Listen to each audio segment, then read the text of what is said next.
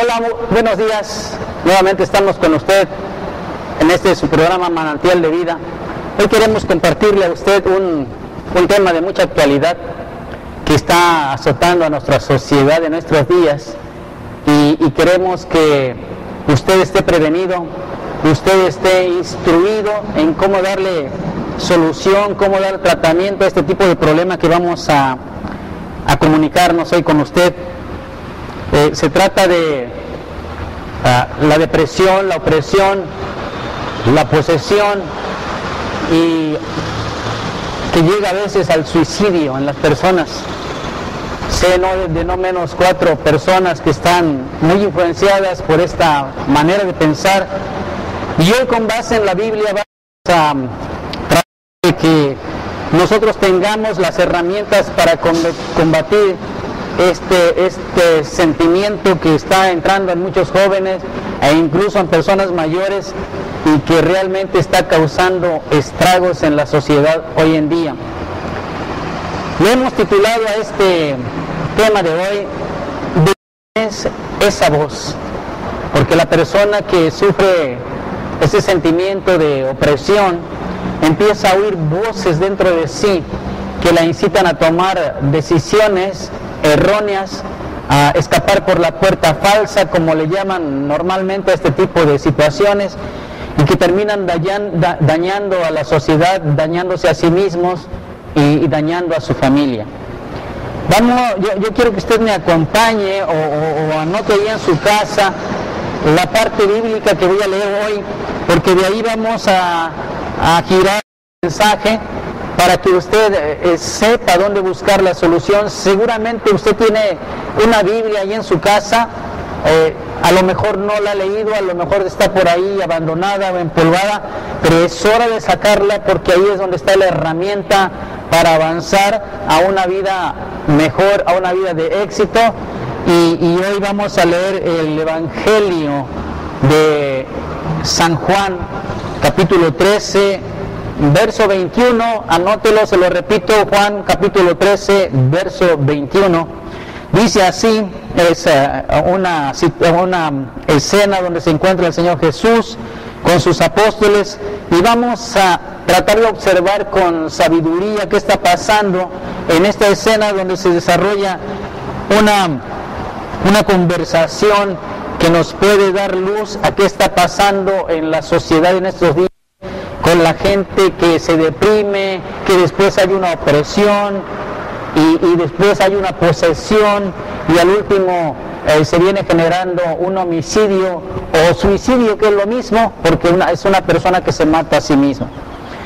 Dice así Juan 13, 21, habiendo dicho Jesús esto, se conmovió en espíritu y declaró y dijo: de cierto os digo que uno de vosotros me va a entregar. Estaba hablando con sus discípulos.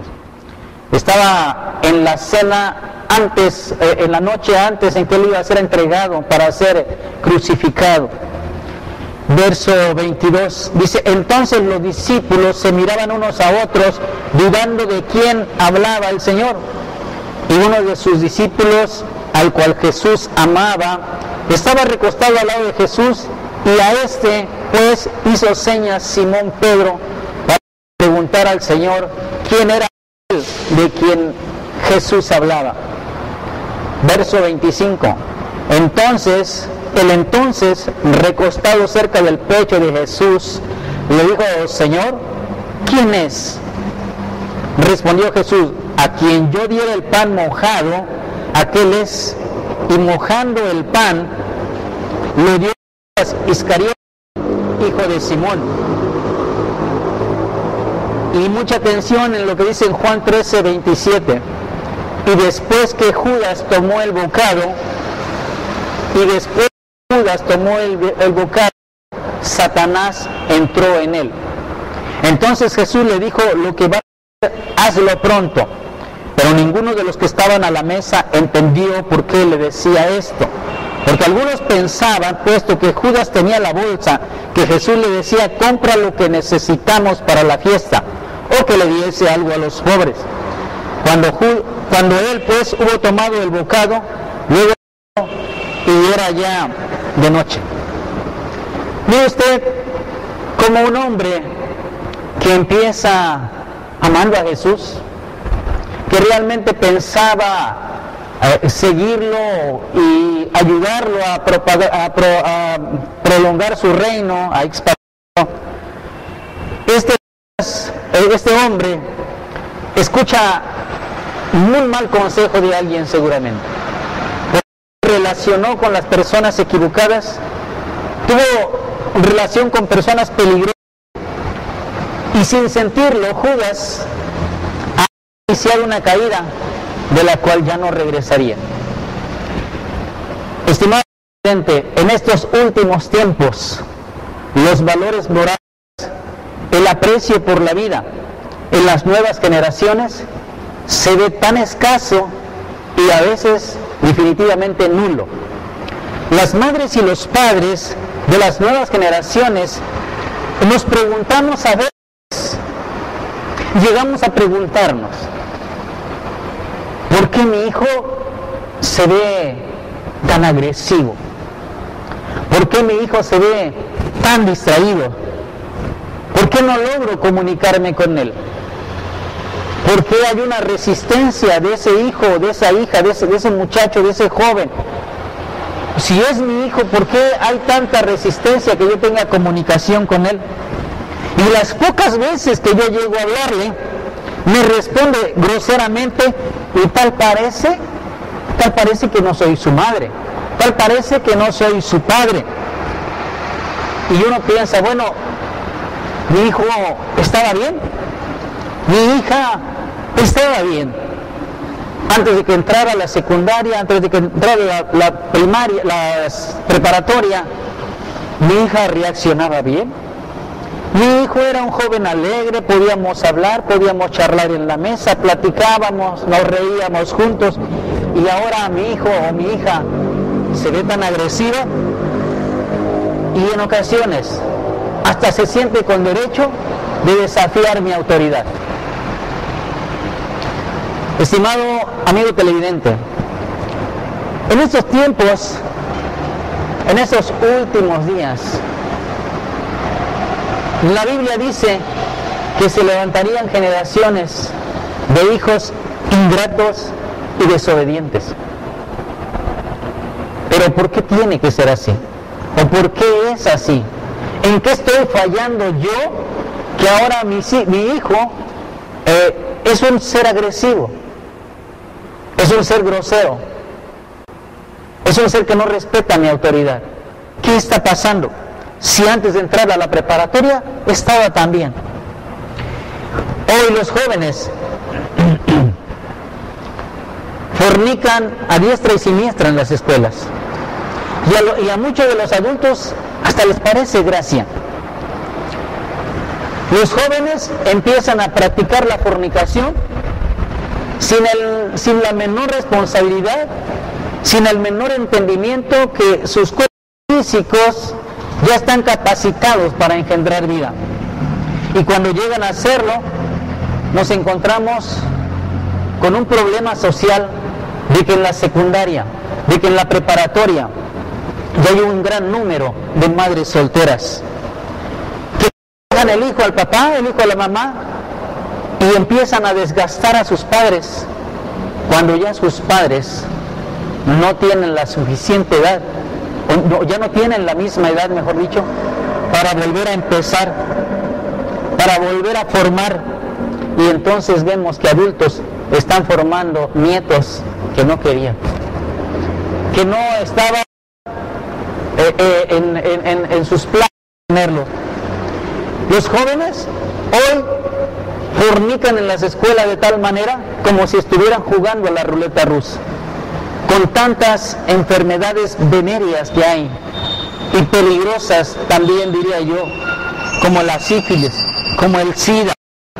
En estos últimos tiempos, un número considerable de jóvenes, a veces por un fracaso amoroso, o a veces definitivamente sin él, en su vida, en su pensamiento, empieza a germinarse una idea, empieza en su mente a formarse una idea diabólica de terminar con su vida, de quitarse la vida, creyendo tontamente, vuelvo a repetirlo, creyendo tontamente que con eso se van a desquitar de alguien, que con eso van a dañar a alguien, o que con eso van a hacer reaccionar a alguien.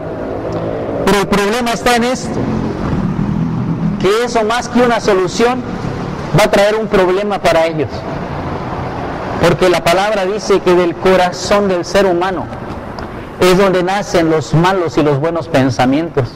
De ahí nacen los fracasos, las tragedias, las fornicaciones, los adulterios, los robos y los suicidios también. Porque gente que se ha acercado a su hijo los ha aconsejado de una manera perversa, de tal manera que cuando ellos pasan por estas situaciones, por pequeñas que sean, tratan de provocar lástima en las personas que los rodean. Y a veces por un tonto fracaso amoroso de un niño, de un joven que no tenía nada que ofrecerle, nada, ni siquiera tenía un trabajo, no tenía una situación estable, pero cuando hay un caso amoroso, hay niñas o jóvenes, varones, que intentan quitarse la vida. Lo hacen una vez, lo hacen 2 veces, lo hacen 3 y a veces no lo logran, pero en una de esas a veces queda. Y el problema es, fíjese bien, estimado televidente, el problema es que su cuerpo muere, pero su alma queda viva. Y cuando alguien se quita la vida, la Biblia dice que va a un lugar de perdición para sufrir ahí toda la eternidad. Nosotros los padres tenemos que reaccionar ante esto. La Biblia dice que hay un pecado agazapado a la puerta. Hay entidades de maldad que están muy interesadas en intimar con nuestros hijos y así poder herir y dañarlos y matarlos, porque de esa manera esos espíritus o entes de maldad estarán matando a la siguiente generación o a tu siguiente generación.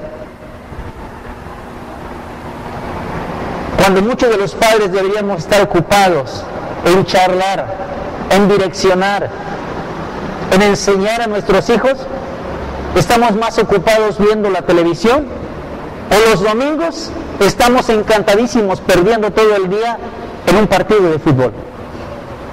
Yo no digo que no lo practiques, yo no digo que no lo juegues, pero dedícale tiempo a tus hijos, estimado amigo. Hazte responsable por lo que un día engendrases en el vientre de tu mujer. Y usted, estimada amiga, deje de tantito de ver las telenovelas o las taranovelas y dedíquele tiempo a sus hijos. En estos días, estimado televidente, te lo estoy diciendo así porque quiero que reflexiones, que nuestros hijos están allá afuera en un mundo peligroso, porque hay mucha gente que se acerca a ellos con ideas perversas, con ideas malsanas, gente que dice la Biblia que tienen cauterizada la conciencia, que no siente ningún remordimiento, que no siente ningún dolor por causarle daño a tu hija o a tu hijo.